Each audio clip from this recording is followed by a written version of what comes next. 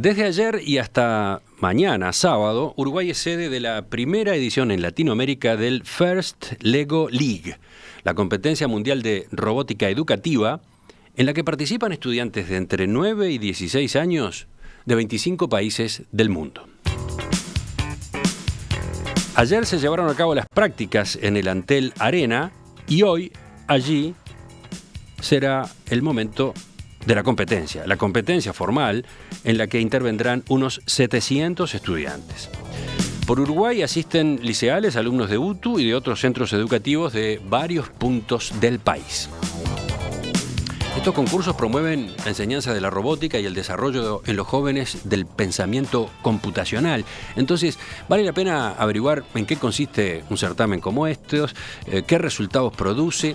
De eso es que vamos a charlar en los próximos minutos. Acá en estudios me acompaña el presidente del Plan Ceibal, ingeniero Miguel Brechner. Buen día. Buen día, Emiliano. Un gusto estar acá, como siempre. Y por teléfono participa la docente de informática Alicia Ferrando, asesora de los jueces que van a evaluar a los equipos. Alicia, bienvenida. Hola, buen día a todos. ¿Cómo están? Muy bien. ¿Dónde te encontramos, Alicia? Ahora en este momento estoy en el Antel Arena. Ya. Estoy esperando a que lleguen los jueces para prepararnos para comenzar con las evaluaciones. Tienen todo un trabajo previo, porque la agenda está marcada para 10:30 hoy. Sí, a las 10:30 comienzan las evaluaciones, pero previamente nosotros realizamos una reunión para coordinar todos los movimientos que tenemos que realizar. Bueno, ya nos contarás de eso, pero comencemos explicando la competencia en sí. Ya hemos hablado de ella aquí en Perspectiva, por ejemplo, en abril de 2017, cuando alumnos del Liceo 117 de Tala fueron premiados en Houston, Texas, Estados Unidos. En esa ocasión tuvimos acá en estudio a la propia Alicia, ¿no? Sí, sí, eran mis alumnos. En ese momento yo participé con ellos en las Olimpiadas que se realizaron acá en Ceibal a fines del año 2016. Y en las Olimpiadas de Robótica, Programación y Videojuegos se agregó una categoría nueva que era la First Lego League, en aquel momento era nueva. Participaron mis alumnos y obtuvieron el primer premio, y con eso la posibilidad de participar en el Mundial de Houston. Fue entonces que estuvimos en tu programa. Sí, muy bien. Entonces, ahora, Miguel, un poco más en general. Sí, ¿En qué consiste? Sí, a ver. Que tú me habías pedido que contara un poco de qué se trataba la... Sí, vamos por ahí. Se reparten la palabra. Bien, Hola, bien, Alicia, ¿cómo estás? Hola, ¿cómo estás, Miguel? Dale vos y después yo digo unas cosas. Bien, First es una empresa sin fines de lucro y su objetivo es promover el aprendizaje de los alumnos, el aprendizaje de la tecnología. Esta empresa, para promover este aprendizaje, se dedica a organizar torneos de robótica. O sea, la idea es que los alumnos, mientras juegan, mientras se preparan para un juego, aprendan robótica y principalmente aprendan a resolver problemas. La First Lego League es un torneo organizado por la empresa First, por esta empresa, y la empresa Lego, la de los bloques que todos conocemos. En esta categoría participan alumnos entre 12 y 16 años, y el objetivo de este torneo es que ellos elijan un problema. Todos los años este torneo tiene una temática. Este año la temática es en órbita, y eso se refiere a todos los problemas que pueden surgir en un posible viaje espacial, o en los problemas que deben afrontar los astronautas en sus viajes espaciales, o si eventualmente quisiéramos vivir en el espacio o están en órbita simplemente. Entonces, los alumnos deben elegir un problema vinculado a esa temática y buscar una solución. Tienen que investigar y buscar una solución que sea innovadora para ese problema. Hasta este momento nosotros no hablamos de robótica. O sea que ellos esa solución la pueden implementar como ellos quieran, no tienen por qué involucrar la robótica. Eso por un lado. Por otro lado, para este torneo, también se les pide que construyan y programen un robot que sea capaz de realizar una serie de misiones, una serie de actividades en un campo de juegos, donde obtienen puntos. Y bueno, ahí ellos tienen que armar toda una estrategia, porque en 2 minutos y medio tienen que lograr obtener la mayor cantidad de puntos. No pueden hacer todas las misiones, no todas las misiones les dan la misma cantidad de puntos, entonces tienen que armar estrategias y probar diferentes formas de solucionar, y allí es donde entra en juego la creatividad más que nada, y bueno, la parte de compartir con su equipo. Estamos viendo imágenes en la transmisión en video de lo que se vivió ayer en la actividad preparatoria, ¿no? Allí los oyentes, los televidentes tienen una aproximación a un concurso como este. Una puntualización allí. Esta es una variante de estos campeonatos, es un Open, ¿no? ¿Qué quiere decir? Open. El Open es la celebración, es el cierre de la temporada de First League. La temporada del año pasado, del año 2018, se organizó con la temática En órbita, se realizaron diferentes torneos en diferentes partes del mundo, y ahora, en esta época, se realiza el cierre, es como el festejo de la temporada que finalizó. O sea, los que participan en general son los que ganaron el año pasado o tuvieron mención el año pasado. Por ejemplo, los equipos uruguayos tuvieron mención para o ir a una Open internacional o participar en el Open de Uruguay. O sea, entonces, de alguna manera, en términos futbolísticos, es una especie de clasificatoria para poder participar. Por eso no hay, o sea, hay solo 13 equipos de Uruguay y no hay la cantidad de equipos que participan normalmente en la Olimpiada de Robótica. Yo quería decir una cosa que creo que el robot es muy llamativo para que los estudiantes participen, para que los desafíen, pero lo que es fascinante es el problema y la resolución del problema, porque el problema no es un problema. Cuando decimos En órbita, yo quiero citar simplemente para ver cómo los jóvenes de distintas partes del mundo resuelven el problema. En el Uruguay, los jóvenes de Migues que ganaron un premio en el último torneo afuera, ellos habían trabajado el tema de lo solitario que se sentía el astronauta y cómo ayudarlo. Y para ello hablaron con psicólogos, hablaron con médicos, hablaron con otra cantidad de gente y diseñaron un robot que iba a mejorarle el diálogo, digamos, un robot psicólogo, llamémosle así. Y le habían puesto holograma para que tenga figura. O sea, toda una solución por ese lado. Ayer caminando en el Open, el equipo de Israel, uno de los equipos de Israel, había tratado de hacer la resolución al mismo problema. Ellos lo habían enfocado totalmente por otro lado. Ellos decían que querían mandar un animal, un perro, para que el astronauta que estaba deprimido o triste tuviera, o sea, todo enfoque distinto que también implica participar en múltiples asignaturas, múltiples temas y encontrar una solución. Ahí está. Esa historia que acaba de aparecer puede ser un buen disparador para acercarnos a lo que yo iba a preguntar a continuación. ¿Por qué ha venido esta moda de introducir la robótica en los institutos de enseñanza? ¿Cuánto tiempo tiene? ¿Cuántos años lleva? Esto lleva muchos años, digamos. En el mundo lleva muchos años. ¿Cuántos? Y 20 años, bueno, probablemente. 20. ¿Qué es lo que le aporta la robótica al proceso de aprendizaje del niño, del adolescente? Yo diría, en una primera etapa la robótica vino por robótica en sí. Lo que importaba, ¿se acuerdan cuando todos nosotros en la escuela aprendíamos Lego y otras cosas que eran como parte de la programación, como parte del desafío? Yo creo que ha habido un cambio. Perdón, programación en la escuela. ¿Qué escuela? Cuando los niños que aprendían Lego en el mundo hace 30 años atrás, era parte de un concepto de construcción, de programación, que en el mundo, o sea, lo impulsó Papper y alguna gente del MIT, pero después fue tomado. Ahora, la primera introducción de robótica, yo creo, hace 15 años atrás, o un poco más, era por sí misma. Y de alguna manera era pensado en un grupo selecto de estudiantes que les interesaba, que les gustaba, que eran desafiantes, lo mismo que de repente hace 30 años atrás hacían una radio a galena. Pero el enfoque ahora es distinto. El enfoque ahora es decir, bueno, resolvamos un problema. Y la culminación de la resolución de ese problema, en general, puede terminar en un robot que resuelva el problema que queremos hacer. Entonces, cuando los chiquilines tienen que medir la caída del agua para alimentar su huerta o para sanear algo o para limpiar un techo, tienen una cantidad de problemas que resolver, que tienen que ver con física, con matemática, que tienen que ver con geografía en algunos casos.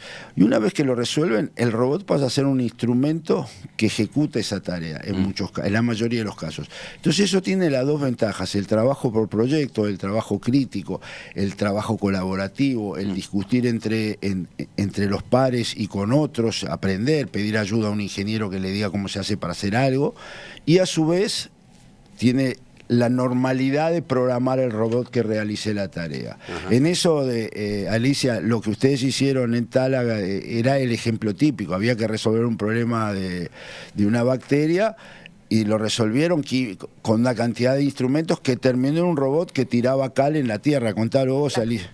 Claro, en ese momento la temática era animales. Entonces los chicos detectaron que en la ciudad de Tala teníamos un problema con las ratas y con la leptospirosis, o sea, las ratas son transmisoras de la bacteria de la leptospirosis. La idea era encontrar una solución innovadora a ese problema. Los chicos se estaban preparando para un juego, o sea, la excusa era participar en un torneo de robótica donde había que hacer un proyecto, pero ellos tenían que encontrar una solución a ese problema. Para encontrar esa solución a ese problema, ellos tuvieron que investigar sobre biología, tuvieron que aprender sobre química, porque decidieron utilizar cal para cambiar el ambiente y evitar que viva la bacteria de la leptospirosis. Tuvieron que hablar con el profesor de física, que les ayudó también en la parte de mecánica para la construcción del robot. O sea que todo eso requirió una serie de aprendizajes de diversas asignaturas, todo en pro de resolver ese problema. Uh-huh. O sea, los chicos están concentrados en participar en un torneo, en un juego, en resolver ese problema.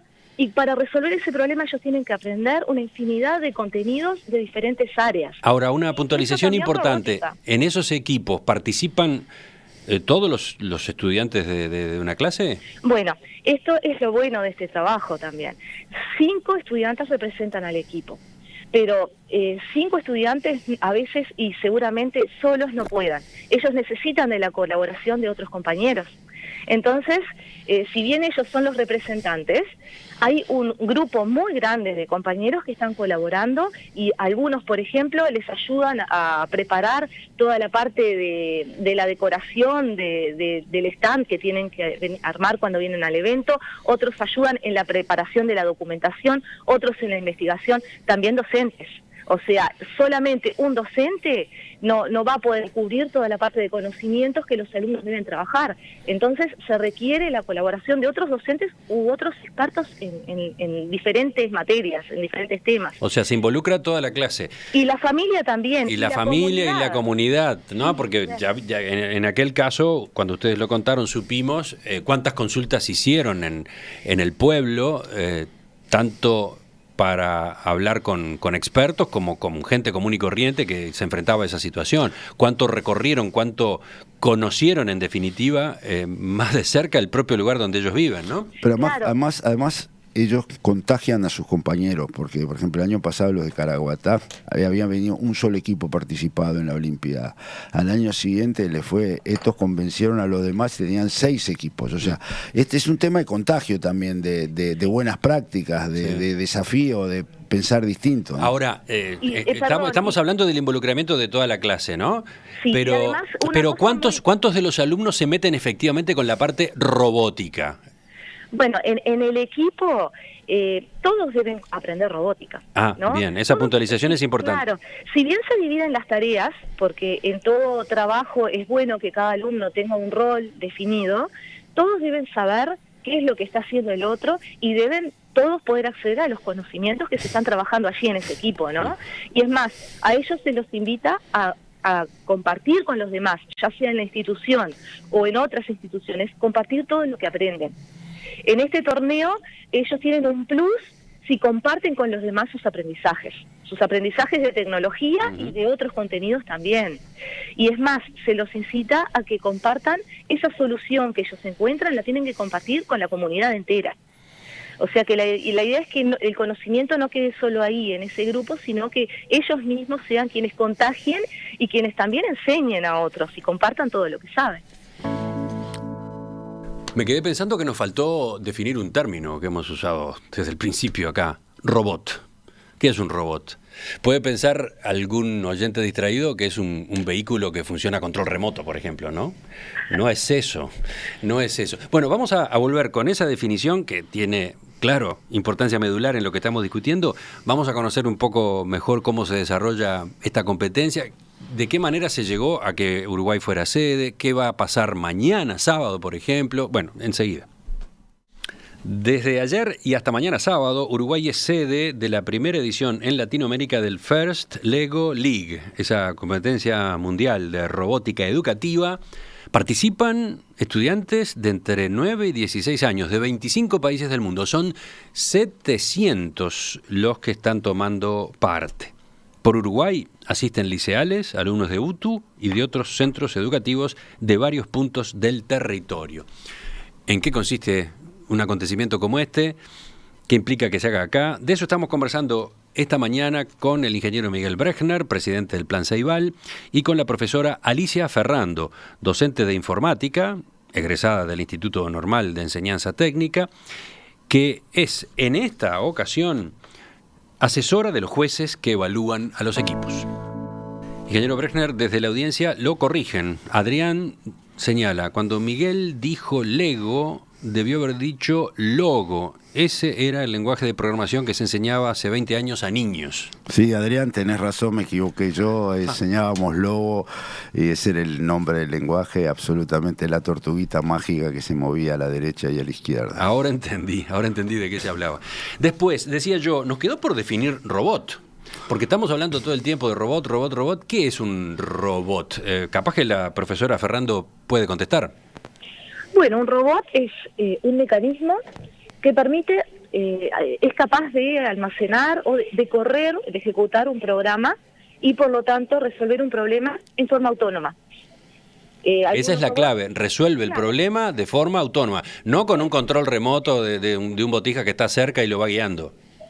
Bueno, sí, tenemos mecanismos que a veces son catalogados como robots, que, bueno, son manejados con control remoto, pero un robot por sí solo, o sea, debe ser capaz de tomar decisiones de acuerdo al programa que está ejecutando.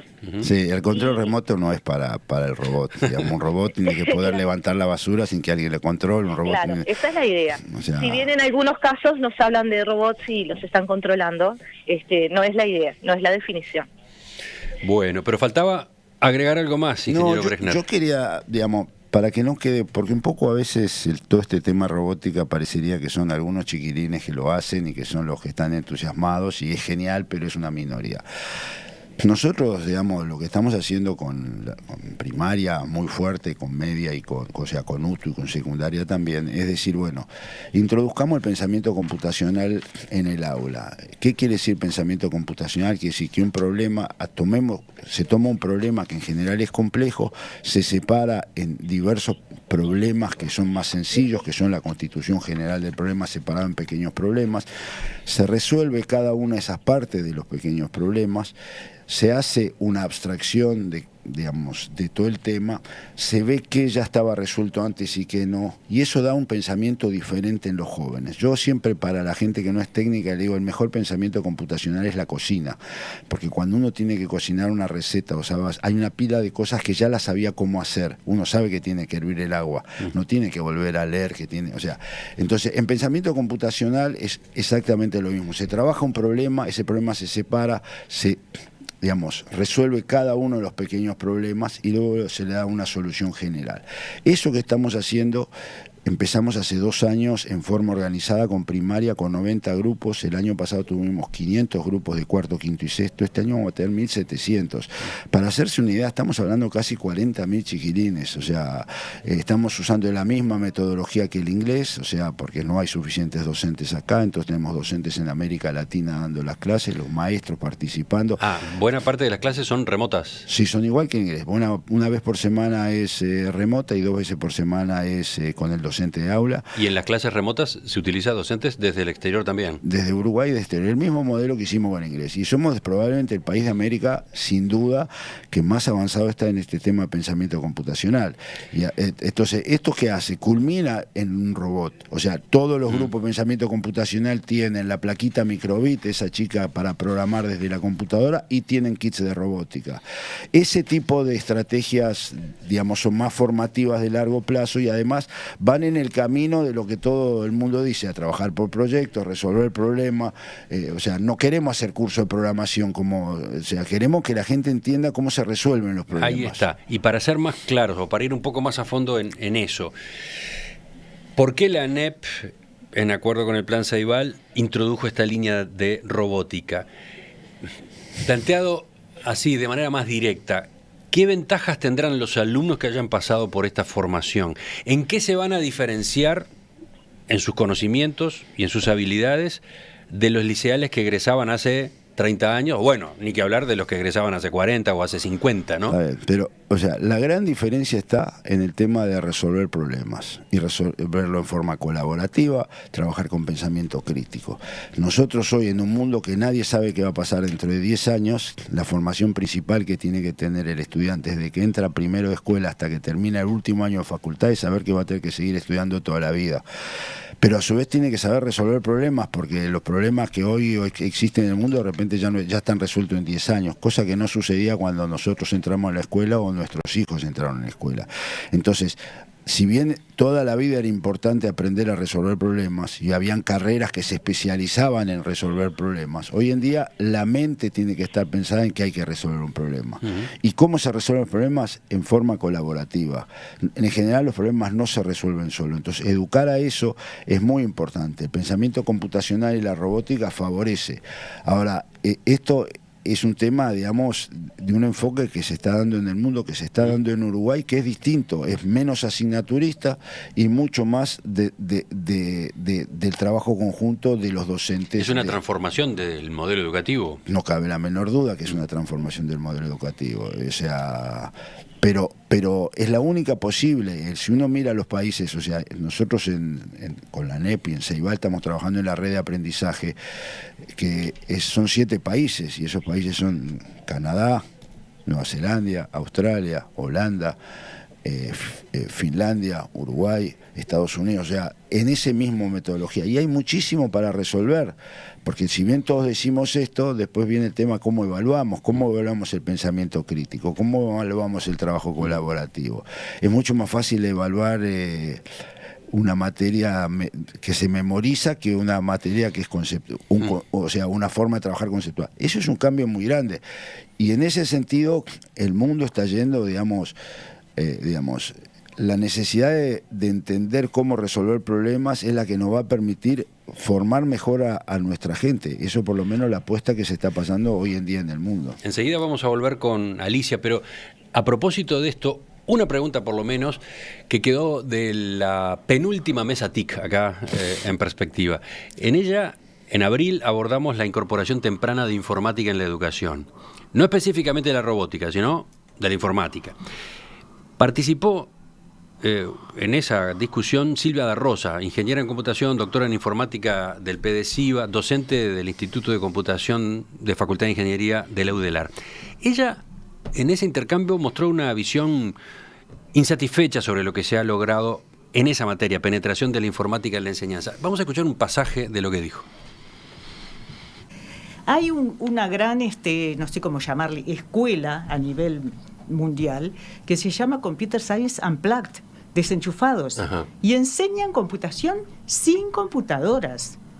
Y eso es lo que sigue estando ausente en nuestra educación. ¿Qué dicen hoy día recibimos estudiantes en la Facultad de Ingeniería que llegan de sexto de ingeniería y no han tenido educación en programación ni en nada. Lo ven por primera vez en facultad, Emiliano, igual que tú. ¿Qué responden ustedes a esto? Bueno, si decir que no pasa nada cuando 40.000 jóvenes o niños de cuarto, quinto y sexto están aprendiendo eso hoy, cuando los niños de primero, segundo y tercero también tienen esto, cuando hay una cantidad de miles de estudiantes que han programado Scratch, que han programado Python, que han programado otras herramientas, yo creo que, digamos, es para una discusión personal sobre el tema. Nosotros creemos que estamos avanzando mucho, que hoy en el Uruguay hay un acceso a la programación y al pensamiento computacional que no hay en otros países de América Latina, que hay una cantidad de gente que ha llegado gracias a la equidad que le brindó el Plan Ceibal, en el sentido de que lo despertó. Ahora, que todo, o sea, si uno piensa cuál es el futuro del Uruguay, el futuro del Uruguay es que haya pensamiento computacional en todo primaria, en todo media, igual que otra cantidad de cosas que pasan en los centros educativos. Pero lo más interesante es cómo primaria tomó esta idea cuando surge y dijo, sí, hagámosla. Y yo quiero, porque uno muchas veces, o sea, yo siempre soy del vaso medio lleno y no del vaso medio vacío, ¿tá? Y cuando primaria lanza esto, dijimos, lo vamos a lanzar en las escuelas de tiempo completo, que es donde hay más tiempo. Pero rápidamente dice, no, lancémoslo en todas las escuelas.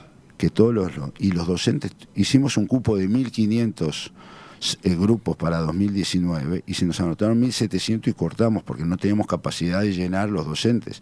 O sea, el tener docentes de esto y tener una currícula digamos, relacionada a esto tampoco es trivial. Nosotros estamos trabajando con organizaciones internacionales para discutir mucho de lo que se hace en el mundo sobre los temas estos de pensamiento computacional, programación, codificación. Pero nosotros queremos trabajar el concepto de pensamiento computacional, no el de programación. Programación es un subset del pensamiento computacional. Es una discusión que vale la pena retomar en cualquier momento. Cuando Hoy quería esbozarla, ya que estamos justamente dedicados a conocer cómo funciona un campeonato como este que se está desarrollando en Montevideo, pero da la impresión de que necesitamos otro ámbito, incluso con otros participantes, para volver sobre esta polémica, ¿no? En el día de mañana es posible visitar el Antel Arena y ver cómo está transcurriendo el campeonato, ¿no? Sí. ¿Qué se va a encontrar la gente que vaya? ¿Cómo se desarrolla justamente la competencia? ¿De qué manera se juzga? Vamos a enterarnos enseguida en la última parte de la entrevista. Seguimos conversando con el ingeniero Miguel Brechner, presidente del Plan Ceibal, y con la profesora Alicia Ferrando, docente de informática, que en ocasión de la realización acá en Montevideo del First Lego League en estos días, asesora a los jueces que evalúan a los equipos. Sobran las razones para escuchar el próximo espacio. Sobran las razones para tener SECOM, primer servicio de compañía de Uruguay y del mundo. Yo daba algunos números. Están participando 700 estudiantes. Es una movida de aquellas, ¿no? Es una movida grande, por eso, digamos. Y los países y los idiomas. 25 países. Las edades van de los 9 a los 16 años. Correcto. El equipo, cada uno de los equipos, se compone de 5 a 10 jóvenes, ¿no? Correcto. Un adulto entrenador y además hay mentores. ¿Podrías explicar un poco esto, Alicia? Bien, en realidad el adulto encargado es el coach y luego hay mentores que son quienes colaboran con la preparación del equipo. Uh-huh. Los equipos cuando participan en la SLL van a ser evaluados en 3 áreas. Uh-huh. De acuerdo al proyecto que elaboren, recuerdan que ese proyecto tenía que estar vinculado a un problema, ese problema tenía que estar vinculado a la temática de la temporada. Luego el grupo también tiene que construir un robot y programar. Uh-huh. Ese robot va a ser evaluado en cuanto a su mecánica y a su programación. Y también el equipo va a ser evaluado en cuanto a sus valores de equipo. Y esa es la parte fundamental de la SLL. Tenemos 3 áreas, pero en el área que se hace más hincapié es en los valores.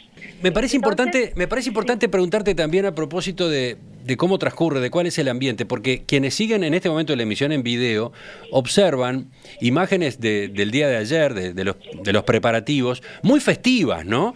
Con los botijas en muchos casos disfrazados, bailando, llevando las banderas de sus países, mostrando algunas características tradicionales justamente de los países de donde vienen. ¿Cómo es eso? Eso es lo que hace la parte de valores. Nosotros pretendemos que esa instancia fiesta sea vivida como un festejo. Entonces, se le pide a los equipos que vengan disfrazados, que se identifiquen con banderas, con gorros, con lo que ellos deseen. La idea es que vengan identificados.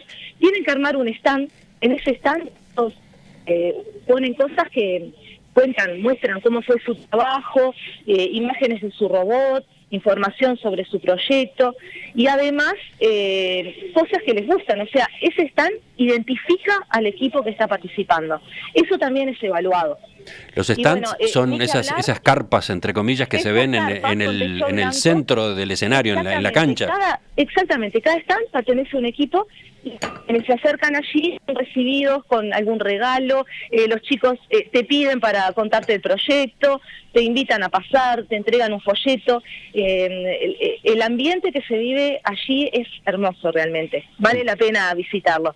Sí, y además, bueno, ni que hablar que ese robot que ellos programan, después participa en el torneo, en el juego del robot. Quizás ustedes en las pantallas juego, ven las mesas de juego. Sí. Allí el robot es donde tiene que ver una serie de...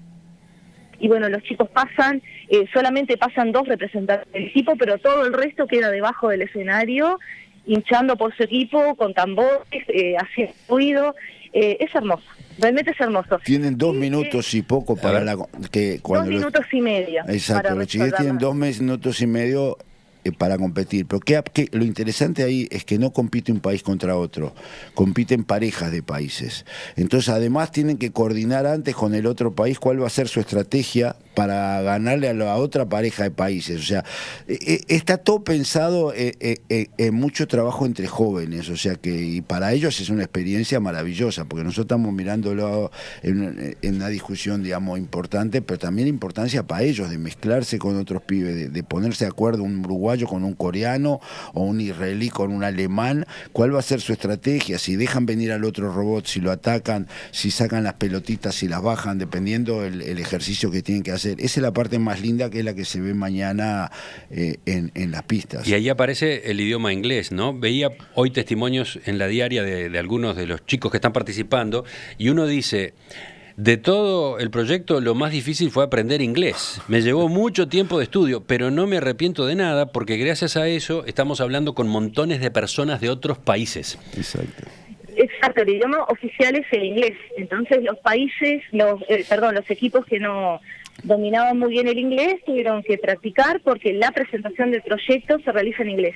Y además, para poder comunicarse con los demás equipos, es necesario el inglés.